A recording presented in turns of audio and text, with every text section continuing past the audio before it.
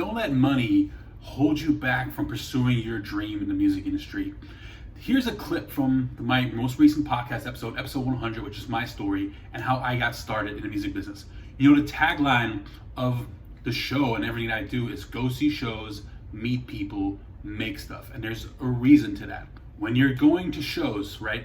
Or when you can go to shows again after all this coronavirus stuff is over. But when you're going to shows, you're in the scene, you're around people that are doing things in the music scene will see you, right? And that's a great way you see people consistently. You meet people. I always say meet everyone, from the door person to the person that's running sound to the bartender to the person selling merch, the local artist playing a show. Meet whoever you can and always be creating something, whether you're a musician and you're creating and writing music, or you're on the industry side and learn how to create flyers, learn how to design, create photos, learn how to write about the music business. Like, learn as much as you can and just create whatever it is, whether it's video, whether it's audio and a podcast, whether it's a blog.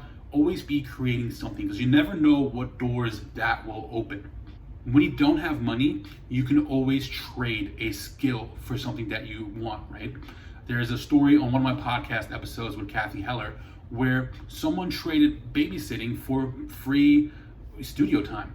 And you know my story, by going to shows and meeting people, I've met bands that played my first festival, and I found my first mentor. So here's the clip from episode number 100 of how I got started in the business and what I traded to get started in the music business and get free advice and a free coach. Live the life you love. It was through UCF and through you being a personal trainer that actually got your unexpected invite into the music business?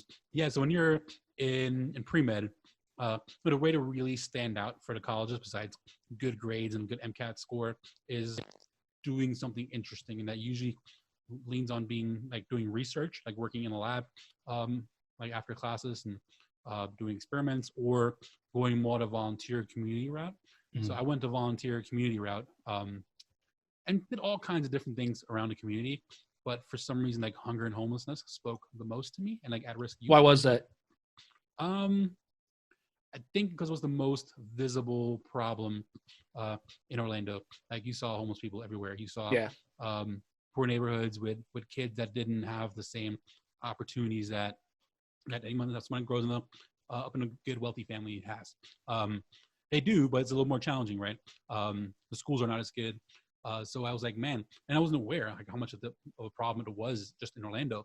So to learn how many thousands of people are homeless in Orlando, and kids that are at risk, I wanted to do something. So I kind of got really involved in that. So we did a lot of Boys and Girls Clubs, a lot of after school tutoring, feeding the homeless.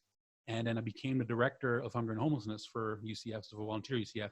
And part of that is you have to put on this banquet. It's like a hunger banquet.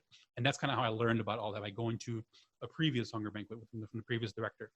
And the hunger banquet is basically an awareness event where you have guest speakers, you maybe show some cool videos or documentary, kind of try to make an impact on the students and inspire them to get more involved in their local community.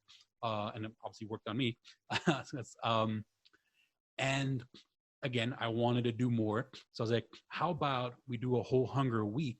And on top of the hunger banquet, we kick it off with a music festival, because I go to all these local shows, right? So you asked me about gaps between concerts. Yeah. In college, there were barely any gaps. I would go to a major concert probably twice a month, and probably a local show every Thursday, Friday, Saturday if I wasn't going to a major concert.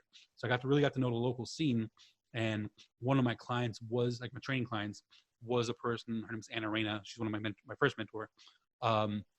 She was managing a couple of local bands, and I would start picking her brains. I traded her free training for music business advice. Oh, there you go. And she basically inspired me and taught me how to work with bands and artists and put on concerts. And I put on my first concert, and which is Rock for Hunger, and a lot of bands I met through her or by going to the local shows, and one of her artists played that first festival.